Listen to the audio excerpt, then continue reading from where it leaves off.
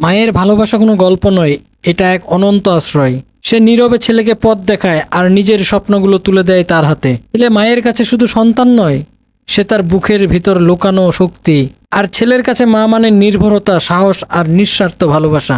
একজন মা গড়ে তুলে তার ছেলেকে হৃদয় আর ভালোবাসা দিয়ে, আর সেই ছেলে বড় হয়ে মায়ের স্বপ্নের সারথি হয়ে ওঠে।